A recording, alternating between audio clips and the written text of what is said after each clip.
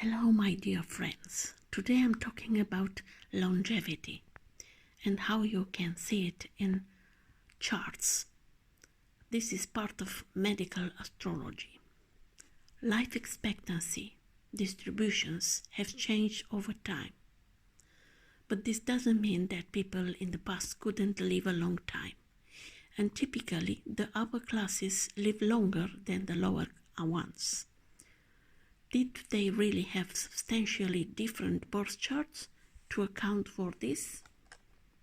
Life expectancy distributions change according to whether a society is stable or undergoing social unrest. War has always been a cause of mortality, both directly and indirectly. Compare the life expectancies in a country at war to one at peace, and you will see big differences. Again, can we expect the people in these two situations to have enough variations in their natural charts? Not really. In the world today, there are differences of 40 years in the life expectancies of people by country. Once again, infant and childhood mortality is a major factor, but also differential rates of infectious disease, violence, suicide, diabetes, cancer, heart disease, and poverty between countries. It's completely unlikely that the natal charts would be so dramatically different between regions to be able to account for these rates. We've already established a problem with determining life expectancy. So, how did the ancient measure vitality? To understand this, we have to go back to the concept of hierarchical points. Almost all sources agree that these points were the sun, moon, ascendant, midheaven, and part fortuna. Since the Arabic term hilag by itself means giver of life, we get the idea that this point has a great deal to say about vitality. However, we have to read between the lines, because once the name is given, what we counter is the method of calculation. Highlight points together are those placements most likely to show aspects of vitality. In Hellenistic astrology, which considers sect to be important, the sun was the first choice for highleg for a day birth, and the moon was the first choice of highleg for a night birth. This logic makes sense. The lights were considered to be much more powerful than the planets, but not just any old sun or moon will do. A completely afflicted sun or moon would be inappropriate to represent life. Each eligible planet or point, generally the sun, moon, ascendant, or part of fortune, was tested for highlight from the most obvious to the last, and as soon as a candidate passed the test, the body or point was chosen. In some systems, it was also possible not to have a highlight at all, in which case vitality was considered very weak.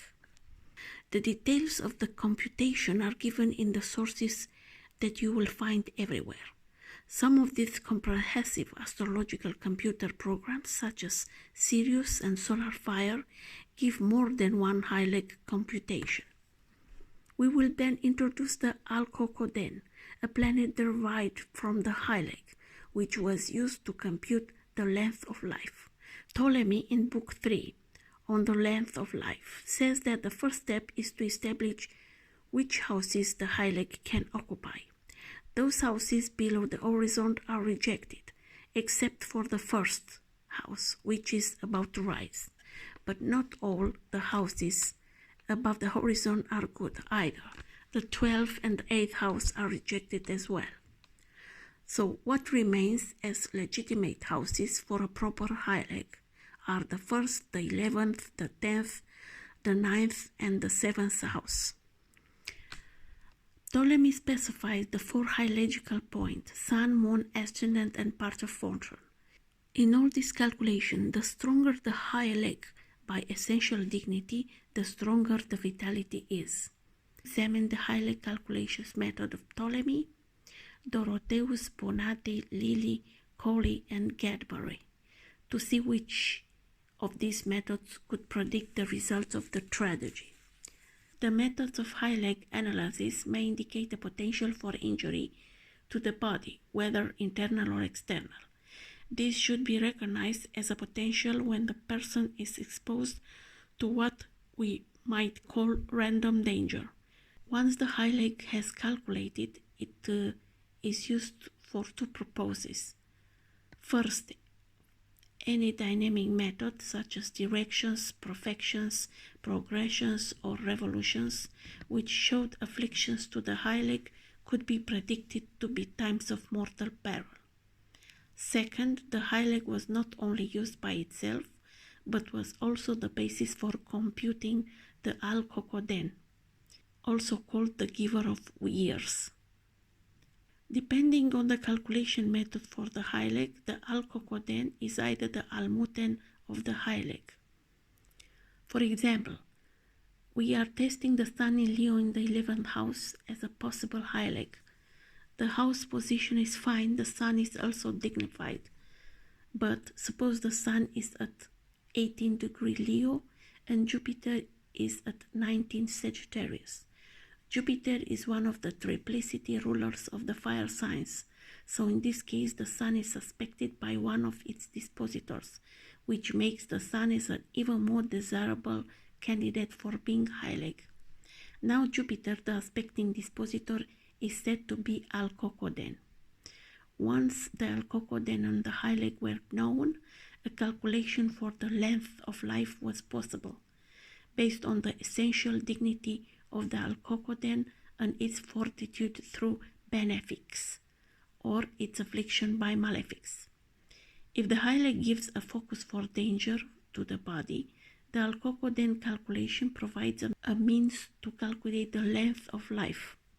The value of all these calculations to the practicing astrologer is to assess the challenges to life that may be found in the chart.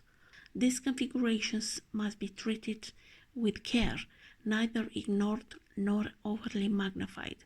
This must be a balance. Actually, we should not care too much about how many years we will live. The best is to think about the quality of life and how you live your life. So don't wonder too much about how many years you will be here on this planet. I wish you all the best. Bye bye.